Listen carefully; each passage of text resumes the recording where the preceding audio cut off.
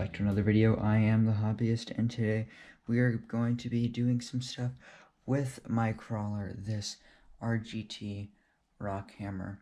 Now, a lot of you may not recognize this crawler because it is from the brand RGT Racing. It is not a very popularly well-known brand.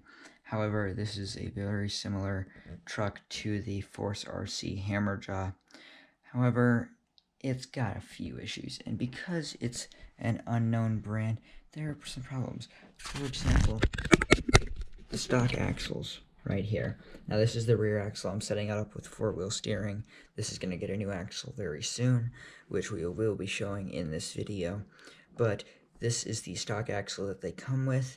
It comes with a plastic locked differential, which is not very good at all.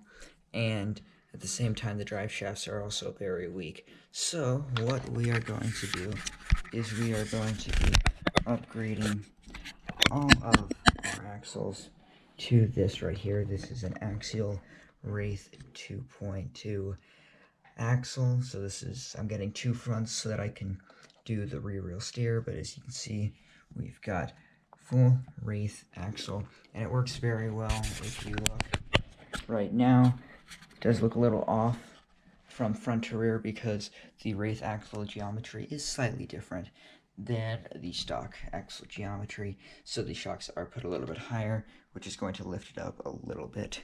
But on top of that, I've also had to shorten things because the drive shaft input here and input over there is on opposite sides of the truck, so we have to bring it in shorter so that we don't stretch out these drive shafts all the way.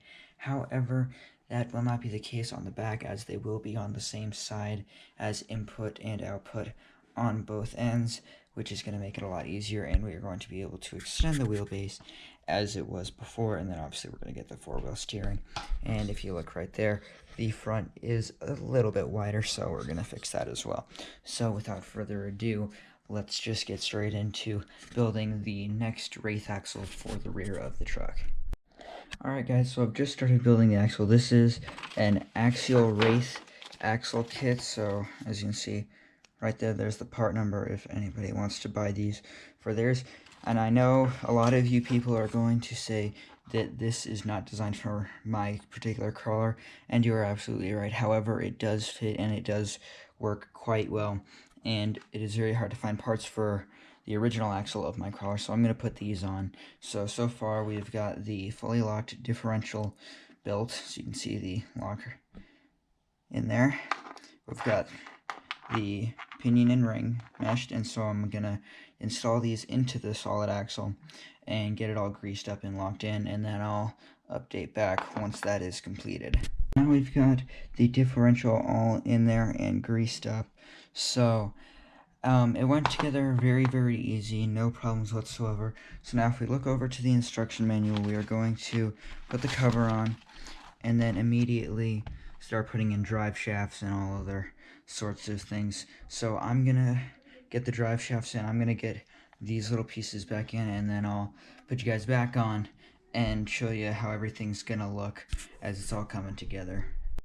Alright guys, so now we have the axle pretty much done. There's a little few other pieces that we have to add, but we've reached the point now where we are able to set it onto the truck, and then we can't do anything else because, as you see, we've just finished that step like so.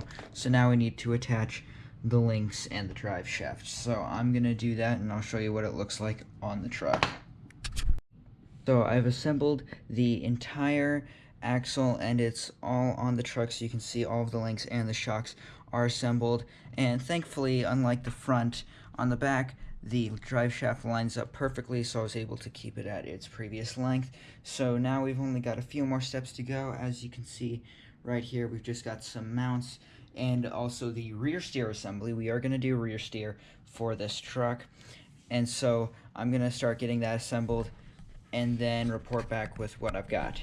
So I finished the rear axle, and it's looking very nice. The rear wheel steer works as expected, very nice. The servo is actually the stock servo, and it's very powerful, and it works just fine.